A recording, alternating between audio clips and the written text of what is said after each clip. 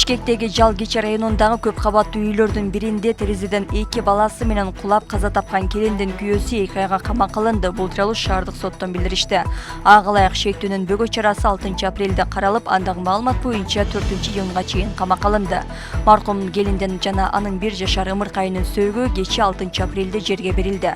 Каргаша 4 апрель күнү кечинде болгон. 27 жаштагы келин 2025-2021 жылы туулган 2 баласы менен терезеден кулап кеткени кабарланган. Келин ошол жерде каза болгон. 1,5 жаштагы кызы ооруканада чарчап калган. Ал эми 5 жаштагы кызы учурда жандандыруу бөлүмүндө, анын абалы оор деп бааланып жатат. Жакынкы чыгышта кырдаалдан улам жалпы дүйнөдө мунай кымбаттап жаткандыгына байланыштуу күйүүчү майдын баасы Кыргызстанда дагы көтөрүлөрү күтүлүп жатат. Бул тууралуу Кыргызстандын нефть трейдерлер ассоциациясынын президенти Канат Ишатов маалымдады.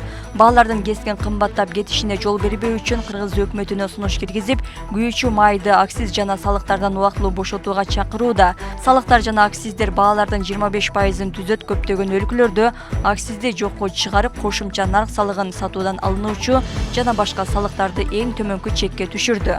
Министрлер кабинетинин алдында мунай ташуучулардын өкүлдөрү кирген ыкчам штаб түзүлгөн. Штаб министрлер кабинетине бул салыктарды жана маркерлөөгө алынчу жол фондуна алынуучу төлөмдөрдү убактылуу жокко чыгарып турууну сунуштадык, деди Канатбек Ишатов.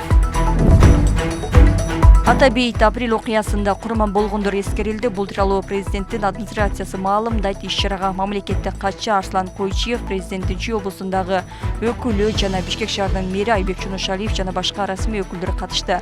Алар курман болгондорго багыштап Куран окушту.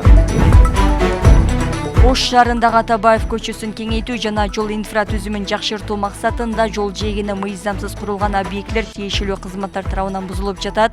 Буга чейин шаар мэри Жанарбек Акаев шаарды кыдыруу учурунда көчөнү оңдоп түзүүдө тоскоолдук жараткан курулуштарды алып салуу боюнча тиешелүү тапшырмаларды берген.